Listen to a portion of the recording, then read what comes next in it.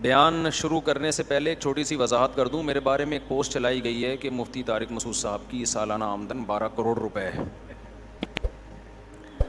پوسٹیں اٹھ پٹانگ چلتی رہتی ہیں, مجھے کوئی وضاحت کی ضرورت بھی نہیں ہوتی, لیکن یہ اتنی زیادہ چلائی کہ میرے اپنے ریلیٹیو نے مجھے مبارکبادیں بھیجنا شروع کر دیں اور رشتے آنا شروع ہو گئے. رائل فیملیز کے رشتے آنا شروع ہو گئے, رائل فیملیز. میں سوچ رہا تھا یار جس نے یہ پوسٹ چلائی ہے جھوٹی پوسٹ ہے, ایسا کچھ بھی نہیں ہے. تو کاش وہ 10 سال پہلے چلا دیتا یار. کیسے خاندانی. اب بھی اللہ کا شکر ہے میرے جو سسرال ہیں میں ان کو رائل فیملی ہی سمجھتا ہوں میرے حساب سے, لیکن 10 سال پہلے چل جاتی نا یہ تو شاہی خاندان کے رشتے آتے, دبا کے رشتے آ رہے ہیں 2-3 دن سے نا ادھر فون. ہم کہہ رہے ہیں کہ بھائی نہیں بھائی, بس کیا بتاؤں, زیادہ ڈیٹیل میں نہیں جاتا, میرے سسرال والے پکڑ کے کوٹیں گے مجھے نا. تو پاکستانیوں کو اللہ ہدایت دے یار, کچھ پروپیگنڈا کیا کرو تھوڑا سوچ سمجھ کے. 12 کروڑ سال کا مطلب ہے مہینے کا 1 کروڑ. ٹھیک, میرا مہینہ کا 1 کروڑ تھا. سب سے پہلے مسجد میں اے سی لگواتا میں یہاں پہ, غریبوں والی مسجد ہے ہماری. خیر, اور اگر بالفرض ہیں 12 کروڑ تو اس میں ٹینشن کی تو کوئی بات ہی نہیں ہے. اگر بالفرض ہیں, اول نہیں ہے, حقیقت یہی ہے کہ نہیں ہے, یہ جھوٹی پوسٹ ہے. لیکن اگر 12 کروڑ کے بجائے 24 کروڑ ہو, 1 ارب بھی ہو, تو کسی کی ذاتیات پہ جانا, اس کے بارے میں پوسٹیں چلانا, یہ اتنا کما رہا ہے, پھر لوگوں کے کمنٹس, کوئی مبارکباد دے رہا ہے, کوئی برا بلا کہہ رہا ہے, کوئی کہہ رہا ہے ہمیں خوشی ہوئی, کوئی کہہ رہا ہے یہ دیکھو ان مولویوں کے چسکے دیکھو اتنے پیسہ کما رہے ہیں. تو یہ بہت ہی ایک گھٹیا سوچ ہے. پوسٹ چلانے والے نے تو جو بھی نیت تھی چلا دی, لیکن کمنٹ سے پتہ چلتا ہے کہ بھئی آپ اس پہ تبصرے کیوں کر رہے ہو. بولے بھائی اس کا ذاتی معاملہ ہے, مفتی صاحب اگر کسی سے چوری کر کے نہیں کما رہے, کوئی حرام نہیں کما رہے, تو 12 کروڑ کیا کتنے کمائیں, 24 ہونے چاہیے یہ. تو کچھ لوگوں نے نا یہ مولوی لوگ دیکھو, تو میں اس لیے اس کی وضاحت کر رہا ہوں کہ اگر کوئی کھا رہا ہے نا تو کسی کو کھاتا ہوا دیکھ کے اگر آپ کو ٹینشن ہو رہی ہے تو یہ اس کے لیے اتنا بڑا مسئلہ نہیں ہے کہ وہ کھا کیوں رہا ہے. آپ کے ساتھ مسئلہ زیادہ ہے کہ آپ کو کسی کو کھاتا دیکھ کے ٹینشن کیوں ہو رہی ہے, اور خاص طور پہ مولوی کو کھاتا دیکھ کے ٹینشن کیوں ہو رہی ہے. یہ بڑا مسئلہ ہے. لوگ مذہبی لوگوں کو خوش نہیں دیکھنا چاہتے, اسی سے پتہ چل جاتا ہے کہ آپ میں کتنا ایمان ہے. میں پھر بتاتا ہوں وہ پوسٹ 100% غلط ہے, لیکن میرا مقصد بھی اس کی برائے تردید نہیں ہے. لیکن میرا مقصد یہ ہے کہ جو حاسدین ہیں کھل کے تو سامنے آ جاتے ہیں نا, ابے یہ دیکھو عیاشی, ابے یہ دیکھو عیاشی. ایک سوچ بنا لو کہ جب بھی کسی کو کھاتا دیکھو گے تو ٹینشن لینے کے بجائے کیا ہو, خوش ہو جاؤ. اس سے آپ کی ڈپریشن ختم ہوگی, آپ زندگی کو انجوائے کرو گے. پتہ ہے انسان کے ساتھ سارا مسئلہ ہی یہی ہے. یہ جو ہم لوگوں کو ڈپریشن اور ٹینشنیں ہیں نا, اس لیے نہیں ہے کہ ہماری ضرورتیں پوری نہیں ہو رہی, یہ اس لیے ہیں کہ ہم چاہتے ہیں کہ فلاں اتنا آگے نکل گیا تو ہم پیچھے کیوں ہیں, ہم کیوں نہیں کما رہے.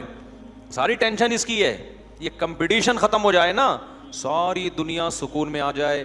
کیونکہ اس زمانے میں یہ رپورٹ ہے کہ پوری دنیا میں انسان کو جس سطح کا رزق مل رہا ہے نا, جس اسٹینڈرڈ کا, اس اسٹینڈرڈ کا رزق اس سے پہلے کبھی بھی نہیں ملا. ایسی لائف انسان کی کبھی رہی نہیں ہے لگژری جیسی اب ہے, سوائے چند ملکوں کے اور چند غریب علاقوں کو اگر آپ مستثنا کر دو. کچھ جگہیں ایسی ہیں جہاں لوگ بھوکے مر رہے ہیں, لیکن میجورٹی کی بات کر رہا ہوں.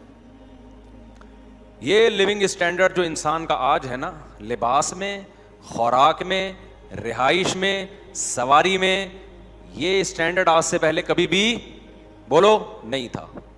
تو پھر ٹینشن کس بات کی بھائی؟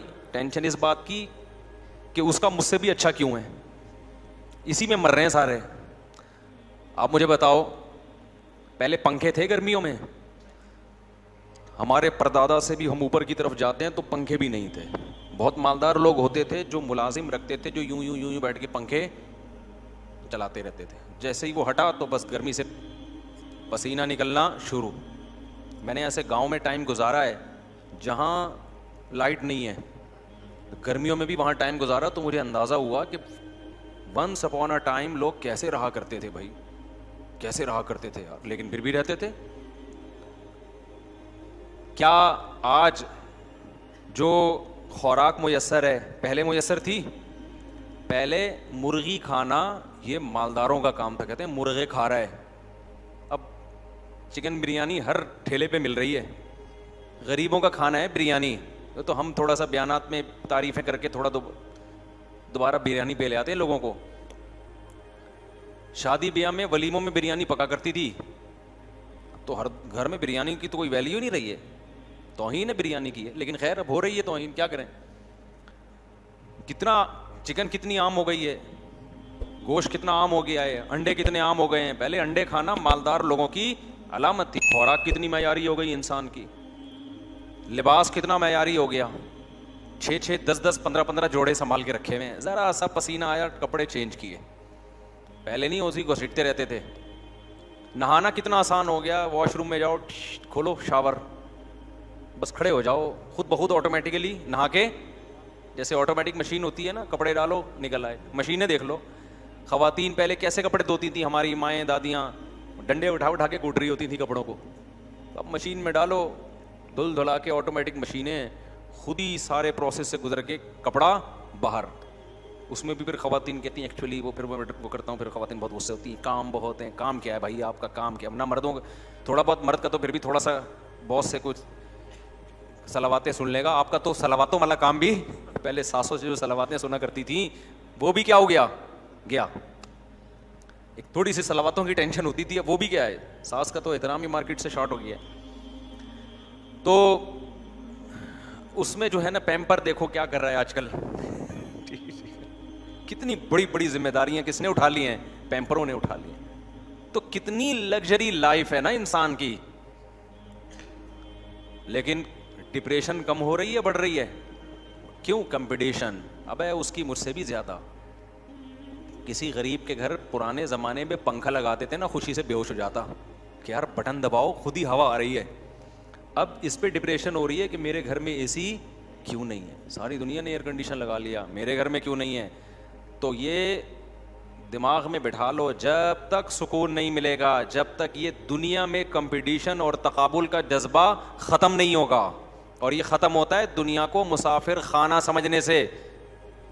समझते हो दुनिया को क्या समझने से, मुसाफिर। उलमा के पास अगर पैसा आता भी है तो लोग उनके ना पैसे को देखते हैं, ये यूं कर रहे हैं, यूं कर रहे हो। भाई जब नहीं था तो कोई टेंशन नहीं थी, क्योंकि कंपटीशन नहीं है, कोई उनके दिमाग में तकाबुल नहीं है कि हमने पैसे में उससे आगे बढ़ना है, इससे सुकून है।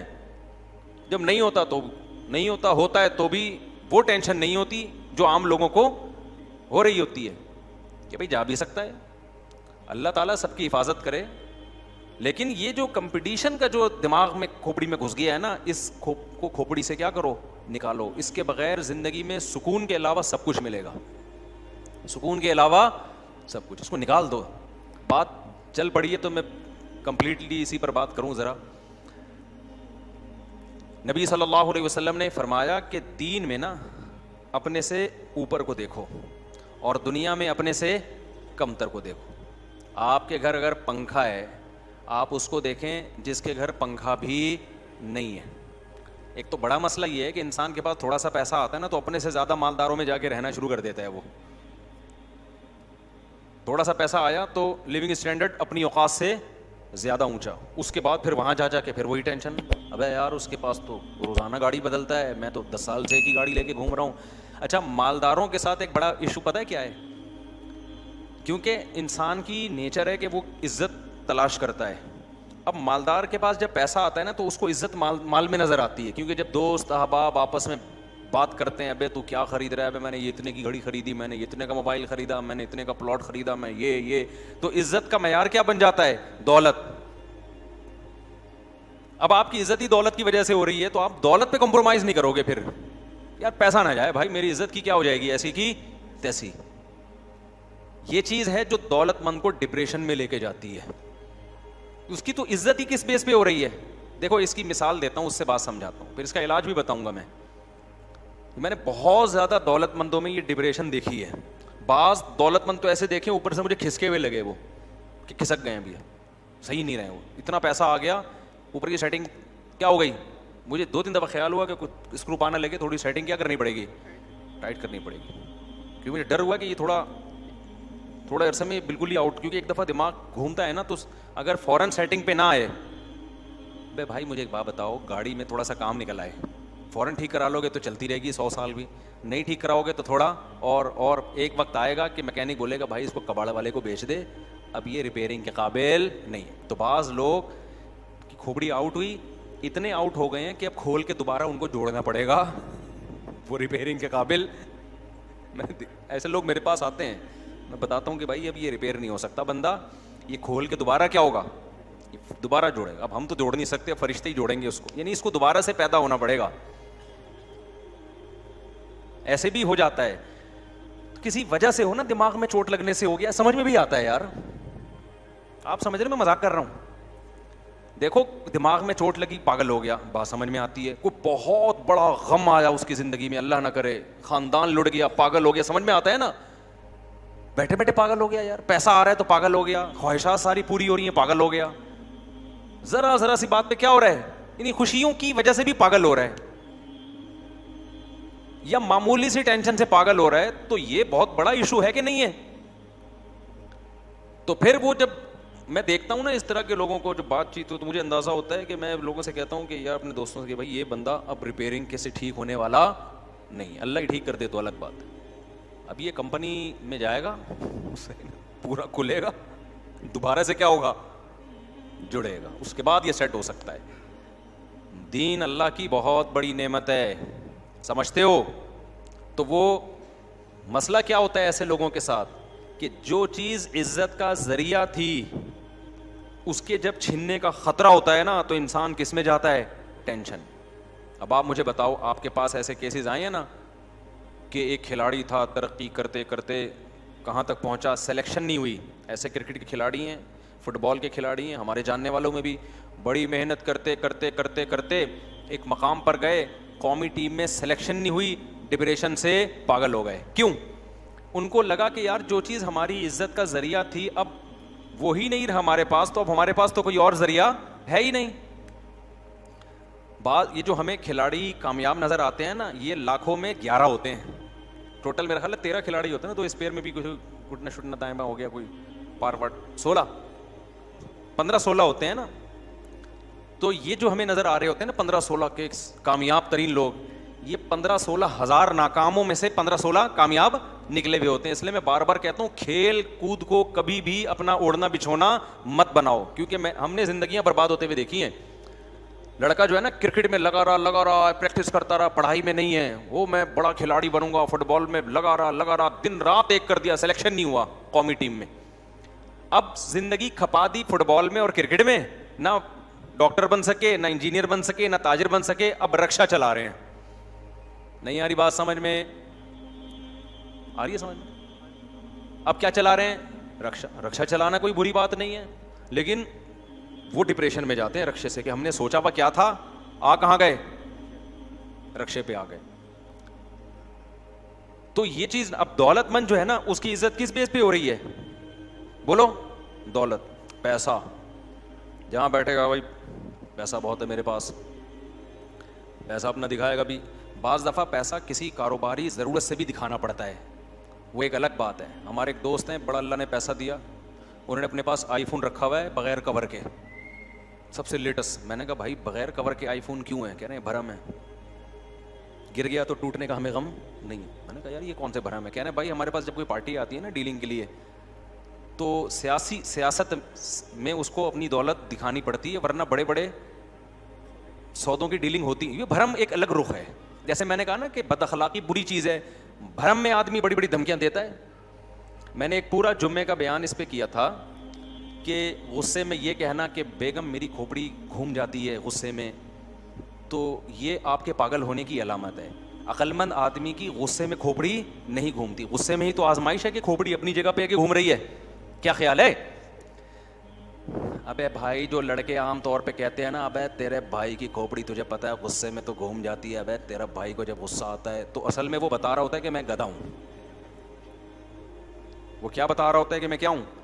یہ کوئی کمال نہیں ہے کہ غصے میں تمہاری کھوپڑی گھوم جاتی ہے. اصل میں تو کھوپڑی کے صحیح استعمال کا ٹائم ہی کیا ہے, غصہ, کہ اس وقت کتنا کنٹرول ہوتے ہو تم. نارمل حالت میں تو ہر آدمی کی کھوپڑی سیٹ رہتی ہے. جو پاگل قسم کے لوگ ہوتے ہیں غصے میں کھوپڑیاں گھومتی ہیں, پھر اوٹ پٹانگ قتل کر دیتے ہیں, طلاقیں دے دیتے ہیں, سر پھوڑ دیتے ہیں, گالیاں دینا شروع کر دیتے ہیں. اصل کمال کیا ہے, غصے میں آپ کیا ہو, اپنے آپ کو کنٹرول میں رکھو. لہذا میں نے بتایا تھا کہ یہ ڈائلاگ کہ غصے میں میری کھوپڑی گھوم جاتی ہے, یہ ڈائلاگ آپ کے گدھے ہونے کی دلیل ہے. یہ کبھی نہ بولا کرو کہ غصے میں تیرے بھائی کی کھوپڑی گھوم جاتی ہے, تو اس کا مطلب آپ خود بتا رہے ہو کہ میں کیا ہوں, میں انسان نہیں, میں گدھا ہوں. جانور میں انسان میں یہی تو فرق ہوتا ہے. بیل کو دیکھا ہے, بھینسے کو جب غصہ آتا ہے اس کو کھوپڑی صحیح رہتی ہے, گھومتی ہے, گھوم جاتے, تو آپ بھی بیل ہیں, اس کا کٹے ہیں آپ بھی. لیکن میں نے یہ بھی بیان میں بتایا تھا کہ سیاستاً کبھی یہ کہنا پڑتا ہے بھرم کے لیے کہ غصے میں میری کھوپڑی, یہ روب کے لیے. مثال کے طور پر آپ کی شادی ہوئی, آپ بیگم کو روب میں لینا چاہ رہے ہو, آپ نے بیگم کو بتا دیا کہ بیگم ایک بات یہ میں تمہیں کان کھول کے سن لو کہ مجھے جتنا بھی غصہ ہے میں رہتا نارملی ہوں. تو جو خاندانی عورت ہوگی وہ کہے گی ماشاء اللہ اتنا اچھا ہے, جو غیر خاندانی ہوگی وہ کہے گی میرے کو بڑا بہترین قسم کا بیوقوف آدمی مل گیا. اس کے ساتھ جو بھی کر لو غصے میں ہمیشہ یہ کیا رہے گا, ٹھنڈا رہے گا. تو جو غیر خاندانی ہوگی وہ تو پھر وہ کچھ کرے گی آپ کے ساتھ. تو ایسے موقع پہ غیر خاندانی, ہر عورت ایسی نہیں ہوتی, تو غیر خاندانی کو آپ بھرم میں لینے کے لیے, روب ڈالنے کے لیے آپ کیا کہیں گے, بیگم یہ کام نہ کرنا, کیونکہ اگر تم نے یہ کام کیا اور مجھے آ گیا غصہ تو اللہ سے پہلے کہو اللہ اوپر سے کہہ رہا ہوں میں ایسا ہوں نہیں, کیونکہ اللہ کو بہت غصہ آئے گا جملے سے کہ میں نے تو تجھے یہ کہا ہے کہ غصے میں کنٹرول کر. والکاظمین الغیظ, اللہ کہتے ہیں نیک لوگ غصے میں اپنے آپ کو کیا کرتے ہیں, کنٹرول, ان کی کھوپڑیاں گھومتی نہیں ہیں. تو پہلے اللہ کو الگ سے بتا دو, اے اللہ میں بیگم کو کنٹرول میں لینے کے لیے اوپر سے ایک جملہ کہوں گا, دل میں میرے نیت نہیں ہو. تو کیونکہ اگر میں نے یہ کہہ دیا بیگم کے سامنے کہ غصے میں بھی میری کھوپڑی کنٹرول میں رہتی ہے, تو کھوپڑی تو کنٹرول میں رہے گی, بیگم کنٹرول میں بولو نہیں رہے گی. رپورٹ ہے یہ, بیگم کنٹرول میں نہیں رہے گی. خاندانی عورت تو رہے گی, اس کو تو ضرورت ہی نہیں ہے نا. ہر عورت تھوڑی, جیسے ہر آدمی ٹھیک ایک خاندانی نہیں ہوتا, تو ہر عورت کون سا ہوتی ہے, اچھی بری ہر طرح کی ہوتی ہیں. جو عزت دار عورت ہے نا اس کو آپ رسپیکٹ دیں گے, بیگم آئیے بیٹھیے, وہ اس کو اتنی قدر کرے گی ایسا اچھا میاں مل گیا. اور جو دو نمبر خاندان سے آئی ہوگی نا اس کو آپ عزت دیں گے, وہ کہے گی بہترین بندہ ملا ہے, ٹھیک ہے نا, الو بنانے کے لیے. خیر اب ایسا نہ ہو اپنے بیگموں سے شبہ کرنا شروع کر دو. تو اوپر سے آپ کہیں گے بیگم میں غصے میں میری کھوپڑی کنٹرول میں نہیں رہتی, یہ بھرم کے لیے. تو ایسے ہی بعض جملے متکبرانہ ہوتے ہیں, بعض طریقے متکبرانہ ہوتے ہیں, لیکن وہ سیاسی بھرم یا اور کوئی مصلحت کے لیے وہ اوپر سے ایکٹنگ کرنی پڑتی ہے, وہ ایکٹنگ کرنی پڑتی ہے. جیسے تکبر اللہ کو پسند نہیں ہے, لیکن میدان جنگ میں تواضع کا حکم نہیں ہے. حدیث میں آتا ہے کہ یہ جملہ نا شہنشاہ کہنا کسی کو کہ بادشاہوں کا بادشاہ, اللہ کو اس پہ غصہ آتا ہے کہ بادشاہوں کا بادشاہ تو اللہ ہے, یا انا اپنی میں ہوں, میں ایسا, یہ جملے کیا ہیں, الکبریاء ردائی. حدیث میں آتا ہے اللہ کہتے ہیں تکبر میری چادر ہے, جو اس میں ذرا بھی مجھ سے جھگڑے گا میں اسے رسوا کر دوں گا. جس کے دل میں ذرہ برابر کبر ہوا, حدیث میں آتا ہے جنت میں داخل نہیں ہوگا. موسیٰ علیہ السلام سے بنی اسرائیل نے پوچھ لیا تھا کہ بڑا عالم کون ہے, انہوں نے کہا میں ہوں, حالانکہ صحیح بات تھی, لیکن اللہ کو آپ کا یہ انداز پسند نہیں آیا. اتنی سی بات حضرت موسیٰ نے کہہ دی تھی کہ میں بڑا ہوں, عالم, اور بات بھی صحیح تھی, لیکن اللہ نے کہا کہ نہیں کہنا چاہیے تھا, کون بڑا ہے, اللہ. تو آپ بتاؤ جب اللہ کو اتنی سی بات پسند نہیں کہ میں بڑا عالم ہوں, تو اللہ کو یہ کہنا کہ میرے جیسا کوئی ہے ہی نہیں ہے بھائی, یہ تو بہت خطرناک ہو گیا نا. لیکن میدان جہاد میں حکم ہے متکبرانہ جملے بولو دشمن کے سامنے, جھوٹ بھی بولو, سفید بال ہیں کالے کر کے جاؤ, بڑھاپا چھپاؤ. 40 سال کے بعد بال کالے کرنا اسلام میں جائز نہیں ہے. مجاہد کو اجازت ہے میدان جنگ میں جا رہا ہے تو سفید ہو گئے نا بال, کالے کر کے جا. ایسا نہ وہ دشمن تجھ سے جھاڑ پھونک دم کروانے کے لیے آ جائے کہ بابا ان کے پاس بابے بھی آئے ہوئے ہیں, تو لڑ دو گے پھر. اسلام دین فطرت ہے نا, ہر چیز کو ایک موقع دیا ہے نا, کہ ایک موقع کی ایک چیز ہے نا.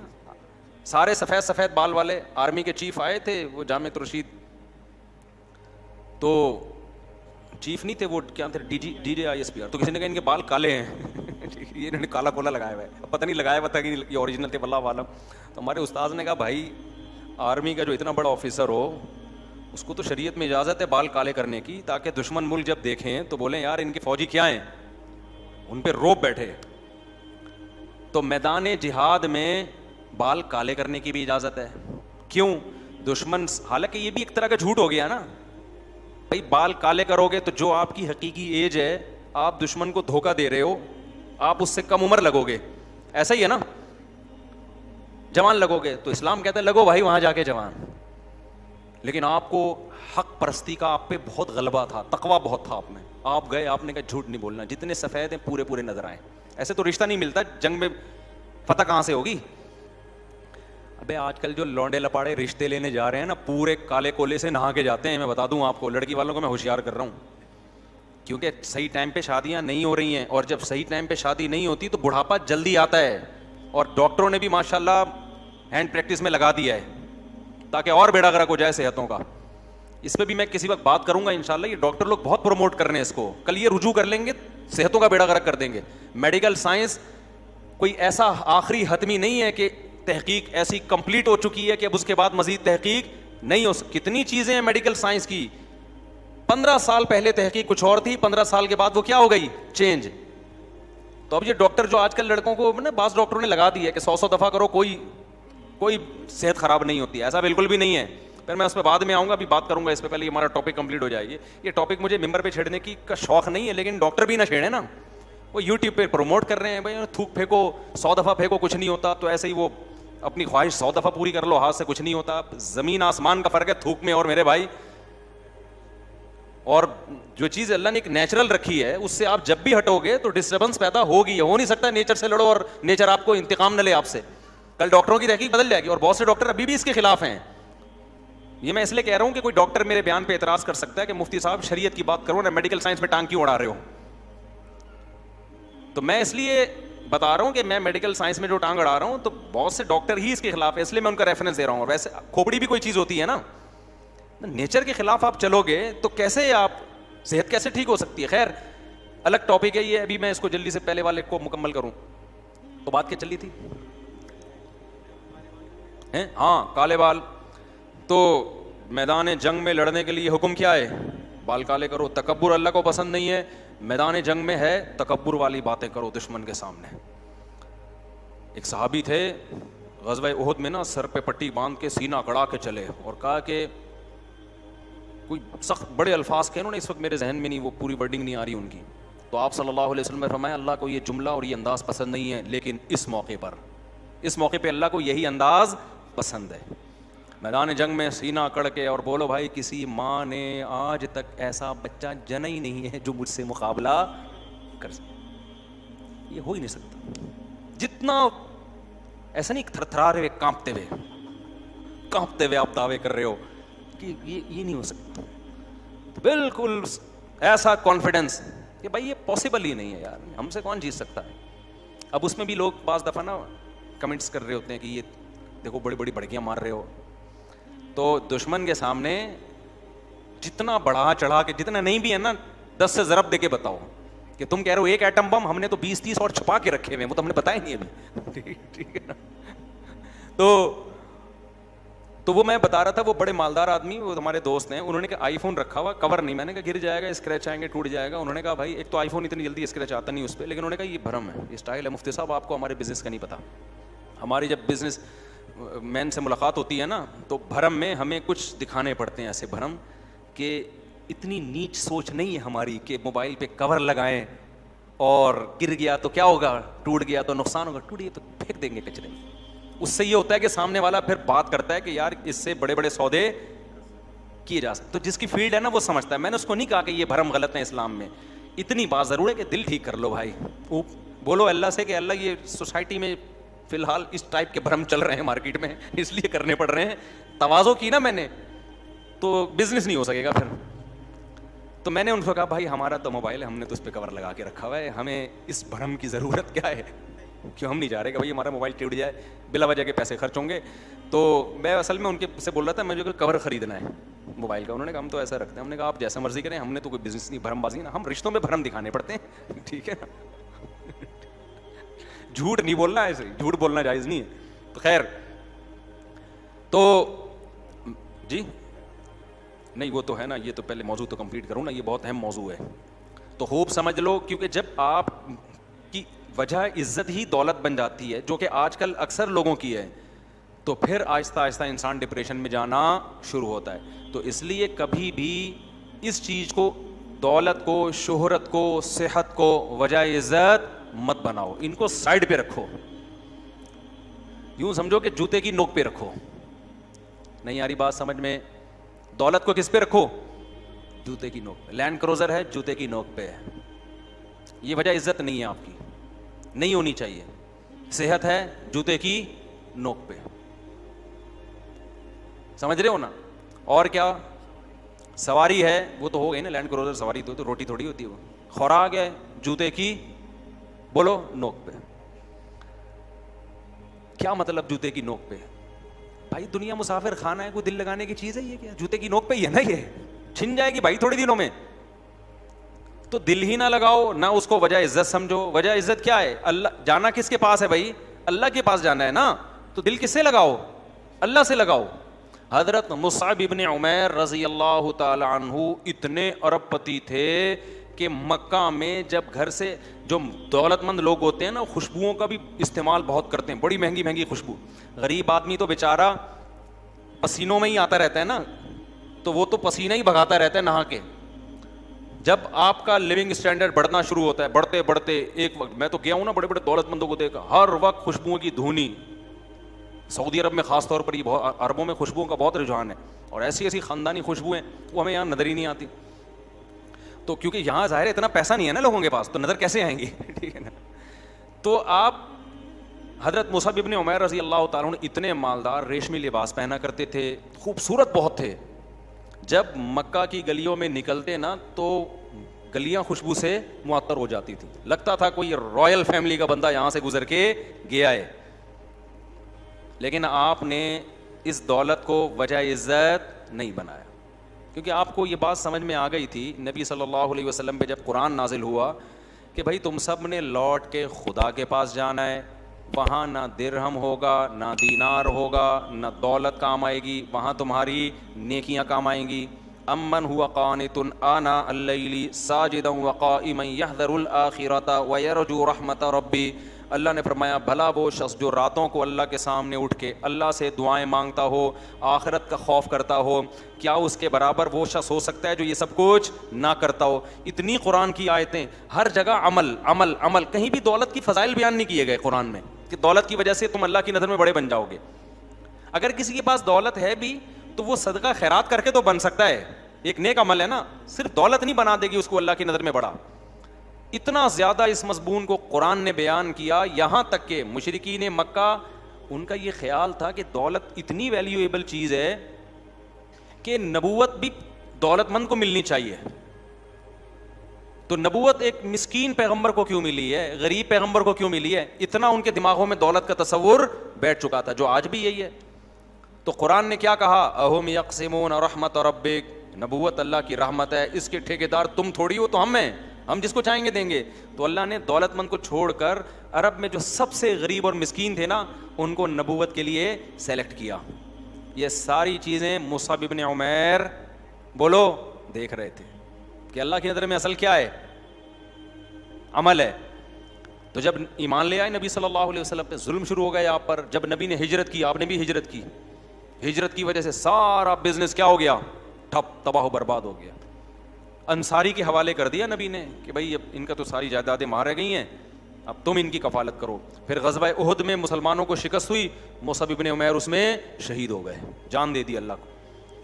اب آپ بتاؤ ان لوگوں کو دولت چھیننے سے ڈپریشن ہوگی؟ نہیں، کیونکہ انہوں نے وجہ عزت کس کو بنا لیا تھا؟ عمل کو. عمل کبھی نہیں چھن سکتا انسان سے جب تک خود ہی بدعمل نہ بنے. دولت تو بھائی آپ چاہ رہے ہوتے ہو کہ نہ چھنے، پھر بھی کیا ہوتی ہے؟ چھن جاتی ہے. کہتے ہیں نا، شاعر نے کتنا زبردست شعر کہا ہے، تو شاہوں کو گدا کر دے، گدا کو بادشاہ کر دے، اشارہ تیرا کافی ہے گھٹانے اور بڑھانے کو. بڑے بڑے بادشاہوں کو بھکاری بنا دیتا ہے اللہ تعالیٰ، کتنے واقعات ہیں. اور بڑے بڑے بھکاریوں کو اچانک کیا بنا دیتا ہے؟ بادشاہ بنا دیتا ہے. تو مصعب ابن عمیر رضی اللہ تعالیٰ عنہ نے قربانی دی، غزوہ احد میں شہید ہو گئے. کفن نہیں تھا پہنانے کے لیے. آئی بات سمجھ میں؟ کیا مالدار شہزادوں کی طرح زندگی گزارنے والے صحابی، بہت خوبصورت بھی تھے. عام طور پہ جب دولت ہوتی ہے نا تو چہرے پہ ایک رونق بھی آ جاتی. بہت خوبصورت تھے. شہید ہو گئے تو جب قبر میں رکھا, قبر بھی اکیلی قبر نصیب نہیں ہوئی ہے, اجتماعی قبر. مجھے آپ بتاؤ, انسان موت کے بعد تو چاہتا ہے نا کہ کم از کم قبر اپنی ہو, کیا خیال ہے؟ قبر بھی نہیں بھائی, قبر بھی کیا ہے, آج بھی غزوہ احد میں پوری ایک اجتماعی قبر ہے, نبی نے زیادہ تر کو اسی ایک قبر میں دفن کیا.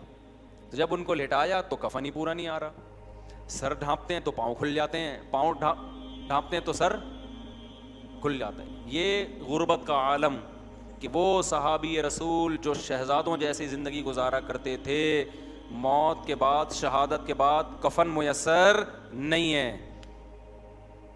تو نبی نے حکم دیا بھائی سر پہ کپڑا ڈال دو اور پاؤں پہ گھاس پھوس ڈال دو, گھاس ہی کفن کے طور پہ پہنائی جائے ان کو. اب آپ مجھے ایک بات بتاؤ, اگر مصعب بن عمیر وہی شاہی زندگی اختیار کیے رکھتے, آج میں ہم ممبر سے حضرت مصعب بن عمیر کا نام لے رہے ہوتے؟ بولو نا, کچھ بھی نہیں, وہ پیسہ آیا تھا ان کے پاس, خوب عیش و عشرت میں زندگی گزرتی, اس کے بعد دنیا سے چلے جاتے, ختم. اور دولت مند کو موت کا غم غریب سے کئی گنا زیادہ ہوتا ہے. غریب کو پتہ چل جائے نا تجھے کینسر ہو گیا ہے, چلو یار نکلنے کا, خود ہی اللہ میاں نے نکال, میں تو خودکشی کا سوچ رہا تھا, اللہ میاں نے کیا خیال ہے, زیادہ ٹینشن نہیں ہوتی اس کو, چلو یار ثواب ہی ملے گا سوچنے. وہ ایک بڑے بزرگ کا واقعہ, مجھے پرانے واقعات یاد رہ جاتے ہیں, نام یاد نہیں رہتے, کہ وہ ان کی نا اس کی دکان تھی, یہ شیرے نہیں ہوتے حکیموں کے معجون, پہلے یہ علم طب میں مسلمانوں نے بڑی ترقی کی تھی, حکمت میں, تو بڑا کروڑ پتی وہ حکیم تھے.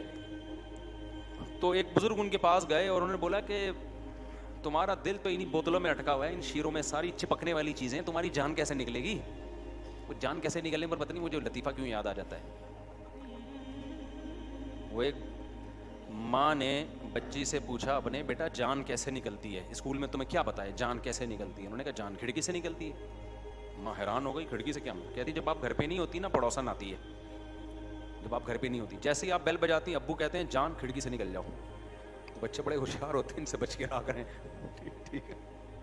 تو انہوں نے, بزرگ نے ان حکیم سے کہا, کوئی عطر فروش تھے یا عطار تھے واللہ عالم, ان سے کہا کہ تمہاری جان کیسے نکلے گا, جیسے سب کی نکلتی ہے. انہوں نے کہا نہیں بھائی, تمہاری تو ایک ایک بوتل میں قیمتی خمیرے تھے نا, قیمتی, اور سارے چپکنے والے دوائیں حکیموں کی ساری معجون اور خمیرے اس ٹائپ کے ہوتے ہیں. انہوں نے کہا تمہاری کیسے نکلے؟ انہوں نے کہا میری تو ایسے نکلے گی. لیٹے, چادر اوڑھ کے لیٹ گئے, جب انہوں نے چادر ہٹائی تو انتقال کر گئے تھے. یعنی عمل کر کے بتا دیا, ہمارے جانے میں کوئی ٹینشن نہیں ہے, ان کا وقت آ گیا ہوگا. تو اللہ نے پھر ان کو توبہ کی توفیق دی, برائیوں میں پڑے ہوئے تھے کہ بھائی یہ تو واقعی ہم تو اس دولت, ہم تو ان بوتلوں میں اٹکے ہوئے ہیں. تو غریب آدمی میرے بھائی جب مرے گا, ایک رکشا اس کو یاد آ رہا ہوگا کہ یہ میرا رکشا تھا, یہ میرے بچے چلائیں گے, اتنا ہے نہیں کہ جائیداد میں ڈیوائڈ ہو سکے, ٹھیک ہے نا, ایک ایک پہیہ بھی نہیں آئے گا. اب یہی ہے کہ میں کون سا گیس چھوڑ کے جا رہا ہوں, اس میں چلانا ہوگا بچے چلا لیں گے, نہیں چلانا ہوگا تو جیسے ہمیں بھی اتنے سال ہم نے بھوکے پیاسے گزار دیے تو بچے بھی کیا کریں گے, ایسے ہی گزار دیں گے, تو بڑے آرام سے چلا جائے گا. نبی صلی اللہ علیہ وسلم جب دنیا سے جا رہے تھے تو حضرت فاطمہ رضی اللہ عنہا جو آپ کی بیٹی تھیں, وہ بار بار کیا کہتی تھی, وا کرب ابتا, ہائے میرے باپ کا درد. نبی صلی اللہ علیہ وسلم کو بہت زیادہ بخار کی تکلیف تھی. اوعکو کما یوعکو رجلان, نبی نے فرمایا جتنی ایک عام شخص کو بخار میں تکلیف ہوتی ہے مجھے اس کی دگنی ہوتی ہے. اللہ تعالیٰ نے نبی صلی اللہ علیہ وسلم کو وفات کے وقت بیماری کی ڈبل تکلیف دی تاکہ آپ کے آخرت میں درجات بلند ہو جائیں. گناہ تو ہوتے نہیں ہیں, تو اللہ اپنے محبوب لوگوں کو بعض دفعہ تکلیف میں ڈالتے ہیں کہ اب ساری تکلیفیں ختم ہو رہی ہیں تو اب دنیا میں زیادہ تکلیف دے دو تاکہ اور آپ کا درجہ بلند ہو جائے. تو حضرت فاطمہ جب نبی صلی اللہ علیہ وسلم کو بخار میں دیکھا نا, شدید تکلیف میں, تو کیا فرمایا, وا کرب ابتا, ہائے میرے باپ کا درد. تو نبی نے کیا فرمایا, لا کرب علی ابیک بعد الیوم, اے فاطمہ آج کے بعد تیرے باپ پر کوئی تکلیف نہیں آئی, یہ آخری تکلیف ہے, اس کے بعد اب قیام ہمیشہ کبھی بھی تیرے باپ پہ کوئی تکلیف, کوئی جسمانی تکلیف نہیں آئے گی. تو جو نیک لوگ ہوتے ہیں نا, موت کے وقت ان کو ایک تسلی ہوتی ہے, ایک تسلی ہوتی ہے. ہمارے حضرت مفتی رشید احمد صاحب رحمہ اللہ تعالیٰ بڑھاپے کے وقت میں نا موت کو بہت یاد کرتے تھے اور فرماتے تھے بس ابھی دنیا سے جانے والے ہیں, سید الانبیاء محمد صلی اللہ علیہ وسلم سے ملاقات ہوگی، سارے بزرگان دین سے ملاقات ہوگی. اچھا ان بزرگوں سے نبی سے محبت ہوگی تو موت کا کے جانے کا ایک خوشی بھی ہوگی نا. جن کو فنکاروں سے، اداکاروں سے، ایکٹروں سے محبت ہے ان کو تو یہ بھی غم، یہ بھی خوشی نہیں، کیونکہ ان سے ملاقات پتہ نہیں کدھر ہوگی ان کی. محبت خدا کی قسم بہت بڑی نعمت ہے، بہت بڑی نعمت. عمل سے زیادہ ویلیو شریعت میں محبت کی ہے. کہ آپ کو محبت کس سے ہے؟ دیکھو کچھ لوگ برائی سے بچتے ہیں، عادت ہوتی ہے ان کو بچنے کی، لیکن برائی سے نفرت نہیں ہوتی ان کو، ویسے ہی بچ رہے ہوتے ہیں. اس سے بہتر وہ ہے جو برائی سے نفرت کرتا ہے اگرچہ برائی اس سے ہو جاتی ہے، لیکن یہ پھر بھی اس سے بہتر ہے. یہ نہیں کہ آپ نفرت کر کے برائیاں کرنا شروع کر دیں، میرا مطلب کمپیئر کرنا ہے. دل کی عمل کی ویلیو شریعت میں جسمانی عمل سے زیادہ ہے. محبت کرنا، نفرت کرنا یہ جسمانی عمل ہے، دل کا عمل ہے، دل کا عمل ہے. تو اسلام یہ کہتا ہے کہ جس سے محبت ہوگی نا قیامت میں ہوگے اسی کے ساتھ، اگرچہ بدعملی کی سزا کھانے کے بعد ہوگے، لیکن اگر محبت نہیں ہے تو پھر اس کے ساتھ نہیں ہوگے آپ، چاہے کتنے ہی نیک عمل کر لو. نہیں آ رہی بات؟ تو نیک لوگوں سے محبت، پیغمبروں سے محبت، صحابہ سے محبت، محدثین فقہاء سے محبت یہ ہلکی چیز نہیں ہے. آج ہمارا جو ایک لبرل طبقہ ہے نا اس کا بڑا مسئلہ بدعملی نہیں ہے، اس کو کافر سے محبت مسلمان سے زیادہ ہو گئی ہے. وہ کہتے ہیں یار کاش ہم امریکہ میں پیدا ہو جاتے، یار گوروں والی لائف ہوتی ہے ہماری. اگرچہ وہ جمعہ بھی پڑھتے ہیں، سمجھ رہے ہو، ٹوپی بھی پہنتے ہیں، عید کے دن نہاتے بھی ہیں، عمل کے لحاظ سے مسلمان ہیں، لیکن ان کی سوچ کیا ہے کہ کامیاب کون ہے؟ انگریز کامیاب ہے، محبت اس سے ہے، یہ زیادہ برباد ہے. اور ایک ہے پیدا امریکہ میں ہوا، سارے اسٹائل انگریزوں والے. دل کہتا ہے کاش میں مکہ مدینہ میں پیدا ہو جاتا ہے، یار کاش میں اسلامی ملک میں پیدا ہو جاتا. کہاں پیدا ہو گیا؟ برائیوں میں لگ گیا اور لگا ہوا ہے برائیوں میں. لیکن اس کی سوچ کیا ہے کہ کاش ایسا نہ ہوتا. خدا کی قسم یہ دوسرا پہلے سے اللہ کی نظر میں افضل ہے. ابے کیا ہو گیا، کیوں سمجھ میں نہیں آ رہا؟ بات کھچڑی پک گئی ہے، بیان کی کہاں سے لے کے چلے تھے ادھر ادھر. ہم نے کون سا کوئی ایم اے اسلامیات کا پیپر دینا ہے؟ اچھی بات ہے، جتنی ہو جائے اچھا ہے نا. سمجھ رہے ہو کہ نہیں سمجھ رہے؟ ہمارے حضرت کا ایک اور واقعہ سناتا ہوں. ہمارے حضرت کی جو زمینوں سے آمدن آتی تھی نا، تو حضرت بہت بڑا حصہ بھی پورا مجھے یاد نہیں، 1/3 تھا 2/3 تھا، کتنا وہ سارا صدقہ کر دیتے تھے. تو ایک دفعہ حضرت کو خیال ہوا کہ میں ایسا کرتا ہوں 2/3 صدقہ کر دیتا ہوں، 1/3 اپنے پاس رکھ لیتا ہوں. یعنی پہلے 1/3 رکھ رہے تھے، پوری مجھے اسپیسیفک کیلکولیشن یاد نہیں ہے. تو کیونکہ ہمارے حضرت کے بہت سارے مریدین ہیں جنہوں نے یہ واقعہ سنا ہوگا تو وہ میری کریکشن کریں گے کہ بھائی اتنا نہیں، وہ اتنے فیصد تھا. تو بھائی اصل واقعہ مجھے یاد رہ گیا، وہ مقدار یاد نہیں ہے، تو وہ پہلے ہی بتا رہا ہوں، مقدار کم زیادہ ہو سکتی ہے. تو حضرت نے ارادہ کیا کہ میں 2/3 کیا کرتا ہوں صدقہ اور 1/3 اپنے پاس رکھوں گا. لیکن حضرت کہتے ہیں مجھے خیال آیا کہ 1/3 اگر میں نے رکھا اور اس کو بیچ کے آمدن کم ہوئی، تھوڑے دنوں کے بعد کچھ مالی حالات آنا شروع ہوئے، تو مجھے خیال ہوا ہوگا کہ یار وہ جو میں نے 2/3 کیا کاش نہ کرتا.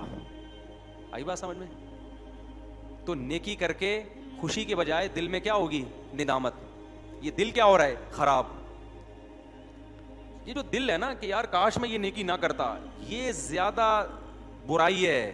فرمایا کم نیکی کر لو، کم صدقہ کر لو. اور کم ہمارے حضرت کا کم ہمارا بہت زیادہ سے زیادہ تھا، وہ تو کم کر لو تاکہ بعد میں یہ ہو کہ کاش زیادہ کر دیتا. نہیں آئی بات؟ اتنا صدقہ کر لو کہ بعد میں ندامت ہو، یار کیسا کنجوس ہے، تھوڑا زیادہ کر لیتا.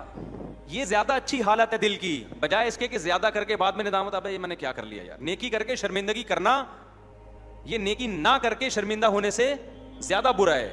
نہیں آئی بات؟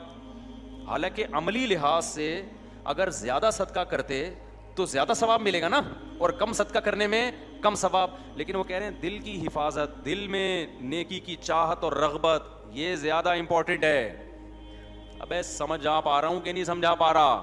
تو یہ میں آپ کو بتا رہا ہوں کہ اسلام میں دل کے عمل کی ویلیو آپ کے ظاہری اعمال سے زیادہ ہے. بعض لوگ اسلام سے محبت کرتے ہیں، چل نہیں رہے ہوتے اسلام پہ، تمنا ہوتی ہے کاش اسلام پہ چلتے. یہ زیادہ بہتر ہیں ان لوگوں سے جن کو اسلام سے محبت نہیں ہے، کلچر کی وجہ سے چل رہے ہیں، کہہ رہے ہیں یار مجبوراً پیدا ہو گئے، کیا کریں، ختنے بھی، کٹنگ بھی ہو گئی اور شادی وادی بھی ہو رہی ہے، اب کلچر ہے، کیا کریں ایکچولی. بس ہو گئے تو ٹھیک ہے، ٹوپی پہن لیتے ہیں جمعے کے دن، سب نہا رہے ہیں تو چلو ہم بھی کیا کریں. سب آپ زیادہ ڈیٹیل میں نہیں آتا. تو چلو ہم بھی نہا لیتے ہیں, چلو بقرعید پہ سب جانور کاٹ رہے ہیں, ہم بھی کیا کر لیتے ہیں, کاٹ لیتے ہیں. لیکن ہے تو جاپان میں پیدا ہوتا کتنا اچھا تھا یار, کیسی ترقی یار, چاند پہ پہنچے. جاپانی تو نہیں پہنچ رہے, امریکن پہنچ رہے ہیں, رشین پہنچ رہے ہیں, اور ہو سکتا ہے جاپانی بھی پہنچ رہے ہو, لیکن میرے جہاں تک مجھے معلومات ہیں اس میں امریکہ اور رشیا آگے ہے نا. تو کاش یہ ہو جاتا. تو میرے بھائی یہ بہت ڈینجرس چیز ہے. آپ کا دل جس کے ساتھ ہے نا, اللہ قیامت کے دن آپ کو شمار اسی کے ساتھ کرے گا. دنیا میں بھی ہے نا, دیکھو دنیا میں آپ کی بیگم آپ سے کہتی ہے آپ بہت اچھے ہیں, میں رہوں گی آپ کے ساتھ, لیکن وسیم آپ سے بھی زیادہ اچھا مجھے کون لگتا ہے, وسیم لگتا ہے. لیکن میں وسیم کو نہ کبھی فون کروں گی, نہ میں وسیم کو کبھی لفٹ کراؤں گی. رہوں گی میں آپ کے ساتھ, وفا میں آپ کے ساتھ کروں گی. شوہر میرے کون ہو آپ, تو آپ میں غیرت ہوگی, تھپڑ مار کے بولو گے جا بھائی تو کس کے ساتھ جا, وسیم کے ساتھ ہی جا. اور دوسری طرف وہ بیوی ہے جو ٹوٹ کی محبت کرتی ہے آپ سے, لیکن آپ کی اطاعت نہیں کرتی. ویسے تو جہاں محبت ہوتی ہے اطاعت بھی ہوتی ہے, لیکن میں کمپیئر کر رہا ہوں نا کہ اتنی محبت نہیں ہے کہ اطاعت کرے, لیکن محبت ہے. آپ نے کہا کہ میرا دوست وسیم کہتی, وسیم کا نام بھی نہ لینا میرے سامنے, مجھے کسی غیر مرد کا نام بھی زہر لگتا ہے. میرے باپ نے مجھے آپ کے حوالے کیا, یہ اس زمانے کی بات کر رہا ہوں جب باپ حوالے کیا کرتے تھے. مثال تو اس پرانے زمانے کی ہے, لوگ کہتے ہیں کس قسم کی مثالیں دے رہے ہیں, باپ حوالے کہاں کرتا ہے, فون کر دیا جاتا ہے ابا کو میں پہنچ گئی ہوں, ٹھیک ہے نا, ابا کو بتا دیا جاتا ہے ہو گئی ہے شادی. آپ کہیں گے ایسا تو نہیں ہو رہا, ابے کبھی ہمارے پاس بیٹھو ہم بتائیں گے. یہ جو بہت سی شادیاں آج کل ہوتی بھی نظر آ رہی ہیں تمبو, یہ فیک تمبو ہیں. اصل میں پہلے ایسے کیسز بہت آ رہے ہیں, پہلے ہو چکی ہوتی ہے, پکڑی جاتی ہے, ابا کو بتاتی ہے کہ ہم نے شادی کر لی, ابا کہتے ہیں عزت کا جنازہ نکلے گا, بیٹا ایک ہماری خوشی کی خاطر تمبو لگا کے دوبارہ سے کر لو. سب جگہ نہیں ہو رہا کہ بدگمان ہو جائیں, جو بھی تمبو جائیں وہاں آپ انکوائری کرنا شروع کرتے ہیں, پہلے ہو گئی تھی یہ جھوٹی موٹی کا ہو رہا ہے, لیکن ہو ایسا بھی شروع ہو گیا ہے. خیر, تو دل کی جو حفاظت ہے وہ عمل سے زیادہ ہے. آپ حج کرنے گئے, خیال ہے یار کدھر آ گئے یار, ٹینشن میں آ گئے یار, نہ آتے اچھا تھا بھائی, دیکھا اللہ معاف فرمائے, ایسے بھی ہوتا ہے بات. اب آ گئے ہیں تو مجبوری ہے یار, پورا قافلہ آیا ہوا ہے, بھاگ بھی نہیں سکتے یہاں سے. اس سے بہتر ہے نہ آتے اور دل یہاں اٹکا ہوا ہوتا ہے.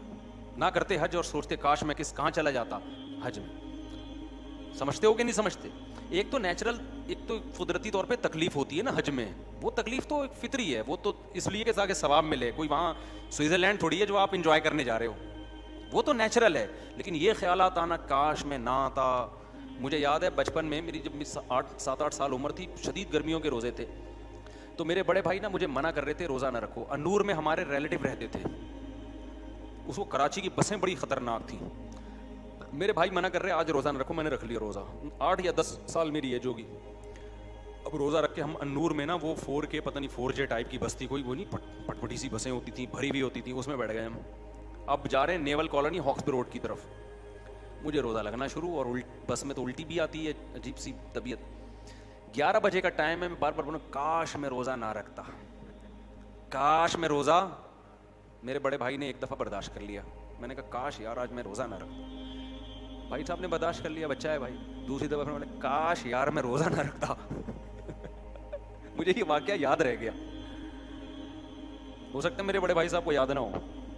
اب میں کھڑکی کے پہ بیٹھا ہوا ہوں سیٹ پہ, بھائی صاحب نے میرا خیال کیا اس کا روزہ ہے, بچہ ہے, تو اس کو کھڑکی والی نا تاکہ ہوا آتی رہے. یہ بہت بڑی نعمت ہے کراچی کی بسوں میں ہوا کا, وینٹیلیشن کا کوئی انتظام. اچھا اس میں بھی آتی ہے, ادھر سے نکلتی کہیں سے بھی نہیں ہے بس میں,